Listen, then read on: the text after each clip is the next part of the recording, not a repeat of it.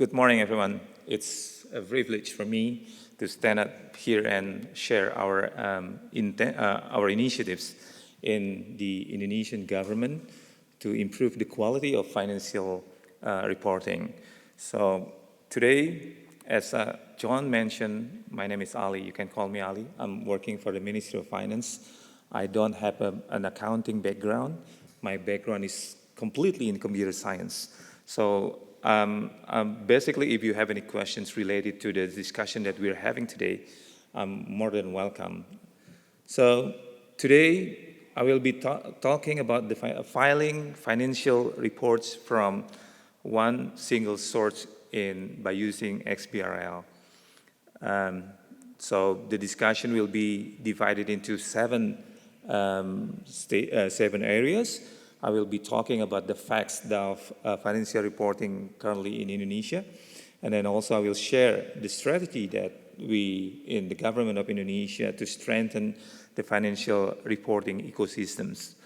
And also I will be discussing about financial reporting single window. This is the solution that we're creating for the country.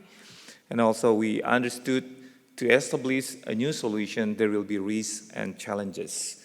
And this is also will be discussed in these short discussions today. And as an engineer, I will be interested in also explaining to you about the system architecture for the FRSW itself. And seeing is believing, I will show you some of the snapshots of the system itself. And last but not least, as John had mentioned, we are at the early stage of the adoptions or creation this financial reporting single window. So I'm looking forward to hear for any comments or advice for us to make sure the establishment of this single system will work well and we hopefully, as the outcome, the number of revenue that government of Indonesia can achieve will be increased. The facts of current financial reporting system in Indonesia. Currently, companies are required to submit their documents to multiple stakeholders or authorities, such as tax offices, government, Central Bank of Indonesia, and Indonesia Stock Exchange, and also we have Financial Service Authority. So each of them, every company should submit to multiple authorities. So you can imagine if you're as a company, you are obliged to send one single report to multiple entities. And these create diverse format and taxonomies. And we're not just talking about XBRL. Some of them has already started to use XBRL as their solutions to get the financial reporting systems. But some of them are still using, as we heard yesterday, we are still using PDF or even spreadsheet. Or the worst thing as well, still on paper. So you can imagine how can we gather all those solutions. And although I cannot say that there is a fact, some companies may take opportunities from this by creating multiple reports for different purposes. You know, when you're talking about your shareholders as a listed companies, you may create a significant benefit or profit in your financial report. But when you're talking about to the taxation office, you may claim that your profit is not as big as you mentioned to your shareholders, right? I mean, there may be some chance for them to do tax avoidance. And it's still considered as a crime, but it's really hard to prove. And the last problem that we're facing is that we don't have a non-independent standard setter. Currently, the standard setter is an association, as a group of people who are working as an accounting. And the World Bank considers this as not an independent standard setter. Why? Because they're the one who's creating the standard, and they're the one who's also doing the audit. So that's the problem that we're facing. And then with that in hand, we are facing so many problems. We have so many different formats that the companies should be dealing with. Each authorities have different versions. And it's really difficult to consolidate all those reports into one. And multiple submission, which create less efficiencies, of course, and complexity in financial reporting and different needs for different authorities has resulted in low compliance. So if I'm not mistaken, less than 10% of companies are submitting what they're obliged to for each authorities. And non-independent standard could lead to still potential conflict of interest. And in order to strengthening the financial reform ecosystems, the government of Indonesia has enacted the law. As a government, we need to make sure that the law is in place. And it's there in 2003. We call this law number 4 in year 2003. This is the fundamental for us to make sure the transparent and accountable financial reporting ecosystems. There are so many mandates in there, and 2 of them are related to establishment of financial reporting single window. There is an obligation for the government to start creating financial reporting standard committee, and also there's a mandate from this law that the government should create a single financial reporting systems. So the development itself is still ongoing. We know that the taxonomies is not going to be easy because usually each of the company, or each authorities can develop their own taxonomies, and now we need to create only one single taxonomy for the country for multiple purposes. So that is a big challenge, and IT, we consider this as an enabler, and we're lucky to have XBRL as one of the solution to do this. And let me show you the financial reporting single window itself. The objectives of having this, we hope that there will be a single standard in the country for different purposes. And we are, as I mentioned earlier, as an engineer, I kept on saying, there is a mantra for us. It says that write once, read many, right? So that was the intention. So we understand this, and then we are now creating the standard itself. Some of our consultants were here to help us establishing the taxonomy, national taxonomy. There was from entity, right? And also from the Sportex, if I'm not mistaken. And on the left-hand side, you can see that there's the current operations of how companies doing their obligation to submit their financial report.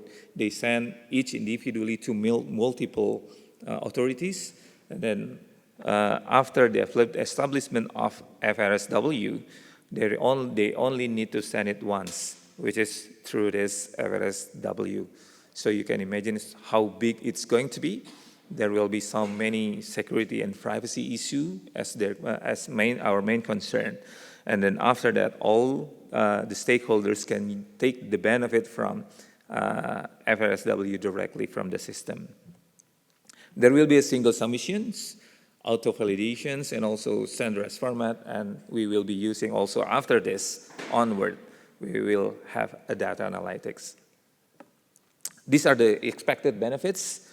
We will be supporting financial sector, and so there must be some reduction of risk in preparing duplicate or multiple financial statements. And also we are supporting the tax systems because the government is expecting to get more revenue from taxations. And one of the solution that we can offer is making sure that companies are fully obliged or fulfilling their tax in their taxations.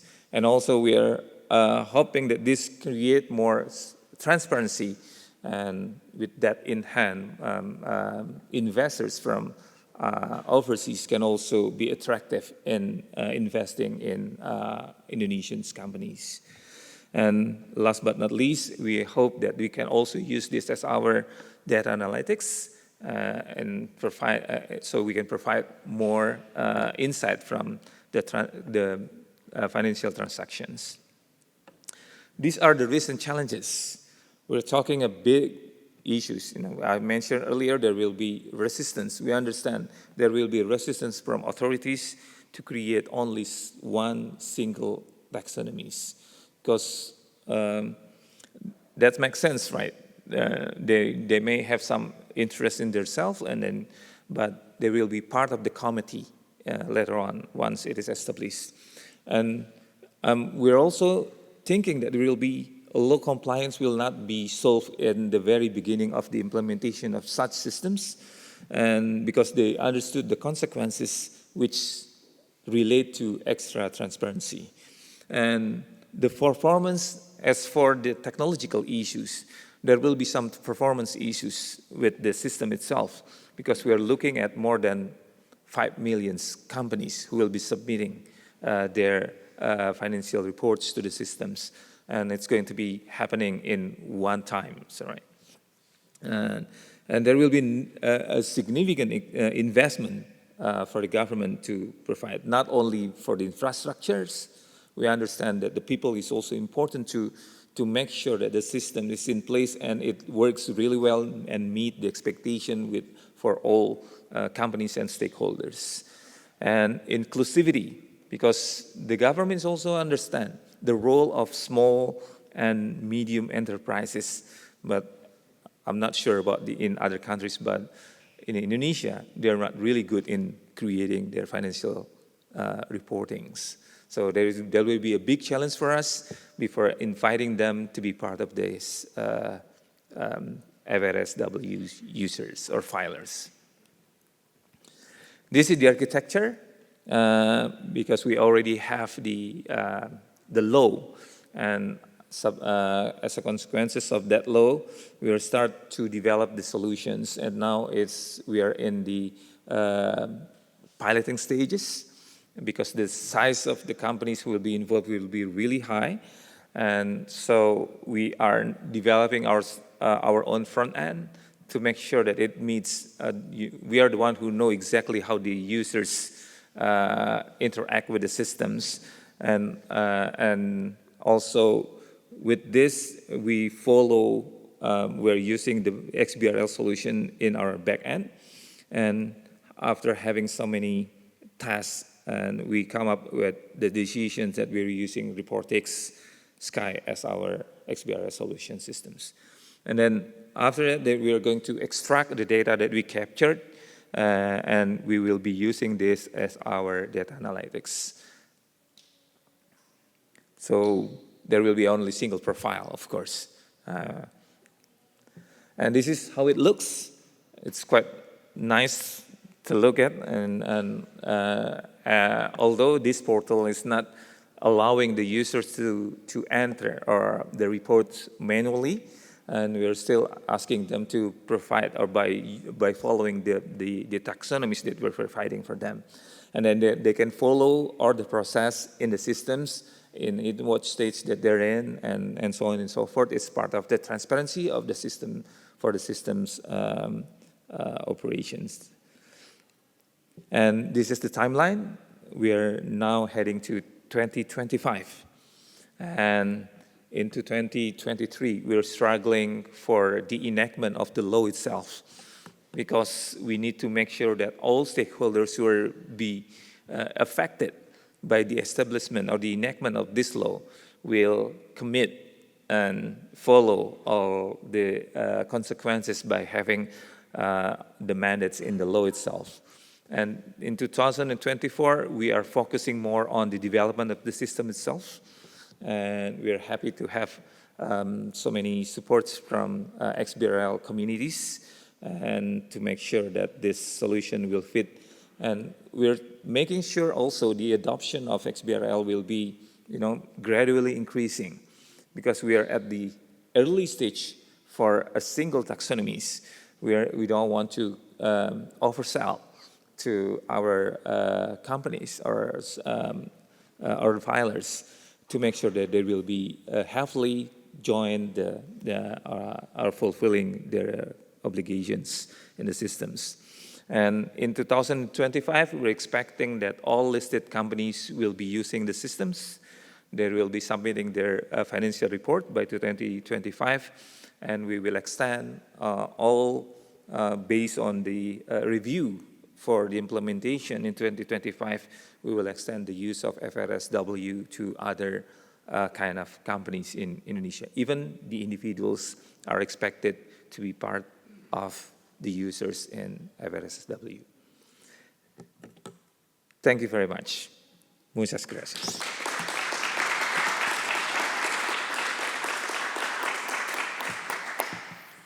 So thank you very much for that presentation. It is wonderful to see the ambition and the focus in this initiative. Are there some questions from the audience? There's one.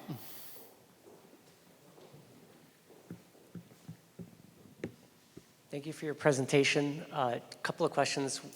Are you planning on having a test filing mechanism so that the companies can actually test file before they live file? And the second one is there going to be some sort of a sandbox environment for software companies who will support this to test? I would say yes for both of the questions. Well, that was easy. So, okay, let me rephrase the question. Are there some hard questions in the audience? No, I'm expecting some advice to make sure that all the plans actually, how to make things this can be realized. As you mentioned, this is a very ambitious initiatives from the government. We also understood that the challenge will be very big, right? In order to make all the parties committed with the initiative itself. Yes. And we will see what will it goes in the next 3 years from now. So there's a question here. The taxonomies that you're implementing will be closed taxonomies, or will you allow extensions to the taxonomies? Sorry, come again. Will the taxonomies be closed taxonomies, or will you allow extensions from the companies? The committee will be the one who's deciding what sort of taxonomies that we will be using. We're currently using the taxonomies which are already there, which come from the Indonesian Stock Exchange, because they're the one who's been adopting this earlier than the Ministry of Finance. Then we go from there, and then we're also listening from other stakeholders, and it's going to be I think it's going to be very close taxonomies in Indonesia, and we need to make sure that all stakeholders are happy to be part of these initiatives. Thank you. So I wonder whether anybody has any advice for Indonesia, because there are a few countries in the audience that have faced these similar questions, in that the really annoying thing about these filing programs is that everybody has to report all at once, yes. Which means that you have a processing system that sits there idle for most of the year and then suddenly spikes through the roof. Yeah, it's going to be really. So I know that has been an issue in the Netherlands. I know it's being an issue in the UK. I know it's being an issue in a number of other places. So perhaps anybody has some thoughts. Thank you for your presentation. It sounds very familiar, many of the elements, the challenges and the solutions. What you mentioned is that all the regulators, they perhaps don't want to cooperate on a single taxonomy. Yes. And that makes a lot of sense, because from their own perspective, the taxonomy and the way they are requesting the data makes a lot of sense. But what has opened the eyes of many government agencies is what we call reversing the chain, is looking at it from the perspective of a company who gets a lot of very similar questions with different phrasing, different terminology, different reporting formats and choices in also taxonomy design, etc. That if you look at it from that perspective and the economic cost and the cost of doing business in Indonesia, I think that is something that can really open the eyes, or also inform a stakeholder like the Ministry of Economic Affairs, etc., to push towards also making it a better place for doing business. And that can be something that is really helpful. And perhaps also one mentions about the reporting all at once. What the tax office has done for many of the taxations is that they allow extensions and make agreements with those who are processing these taxes and about in which week or which month how many files they will be processing in order to a bit more streamline the workload over the year. Thank you. Thank you very much for the advice. Any other thoughts on this very, very exciting project? There's a suggestion here. So having one taxonomy is okay, but then you are also talking about having one report maybe, and if that report is going to multiple regulators and maybe they are not interested in all the data, so it's some data which is like tax office interested, but there's some data which only securities regulator is interested. So there's a new feature, multi-target documents. That is something you can take advantage of. I think XI released some advice that how you can use it and all. So that could be one approach where regulators are only receiving the data which they are interested in.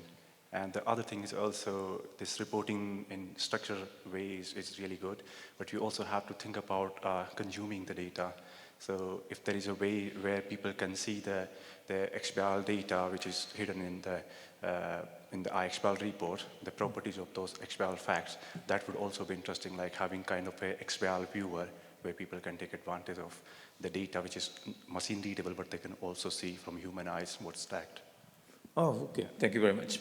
Well, hopefully that's helpful. Are there any other questions? If not, we look forward to hearing more from Indonesia about the progress of this project. It's a terrific effort. We congratulate you on all of your work, and we look forward to working with you going into the future. Please join with me in thanking Thank you very much. Ali for his presentation.